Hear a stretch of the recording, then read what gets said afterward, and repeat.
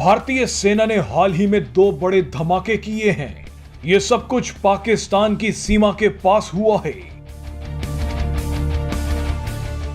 सबसे पहले आपको दिखाएंगे कि कैसे पहली बार रात के अंधेरे में भारत ने स्वदेशी एयरक्राफ्ट कैरियर आईएनएस विक्रांत पर लड़ाकू विमान उतार दिया।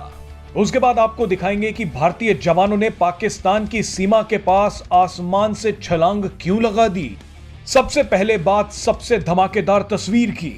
भारत ने बड़ी ही खामोशी के साथ रात के अंधेरे में एक बड़ी सफलता हासिल कर ली है। भारतीय नौसेना के एयरक्राफ्ट कैरियर आईएनएस विक्रांत पर मिग-29 के फाइटर जेट की रात में पहली बार लैंडिंग कराई गई है। यानी समुद्र के बीच रात के अंधेरे में भारत का लड़ाकू विमान भारतीय एयरक्राफ्ट कैरियर पर आराम से उतर गया। ये एक बहुत बड़ी सफलता है। मिग लड़ाकू विमान की नाइट लैंडिंग तब कराई गई जब आईएनएस विक्रांत अरब सागर में था, यानी पाकिस्तान से ज्यादा दूर नहीं था। रात में लड़ाकू विमानों को एयरक्राफ्ट कैरियर पर उतारना आसान काम नहीं है। भारत ने इस सफल परीक्षण को ऐतिहासिक पल बताया है।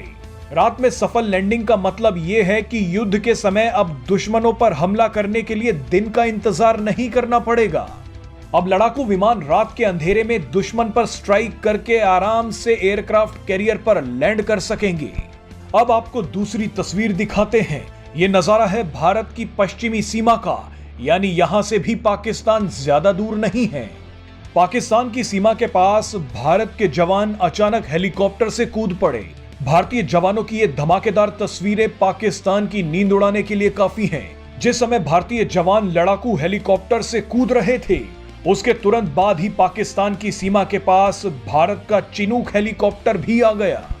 भारतीय सेना ने यहां एक बेहद ही खास वॉर एक्सरसाइज की है।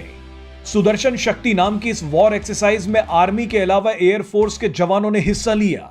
इस वॉर एक्सरसाइज के जरिए भारत ने नेटवर्क सेंट्रिक वॉरफेयर को मजबूत किया। नेटवर्क सेंट्रिक वॉरफेयर यानी दुश्मन पर हमला करने से पहले सेना के अलग अलग अंगों में सही कोऑर्डिनेशन हो, आर्मी और एयरफोर्स सही तरीके से एक दूसरे को मैसेज भेज पाएं। अगर ऐसी स्थिति आती है कि आर्मी और एयरफोर्स को एक साथ ही हमला करना है, तो सेना के दोनों अंगों को यह पता होना चाहिए कि कब किसे क्या करना है। युद्ध की स्थिति में अगर आर्मी और एयरफोर्स के बीच कोऑर्डिनेशन सही नहीं रहा, तो इसका बड़ा नुकसान हो सकता है। अब इसी चुनौती से निपटने के लिए आर्मी और एयरफोर्स ने पाकिस्तान की सीमा के पास ये युद्ध अभ्यास किया है।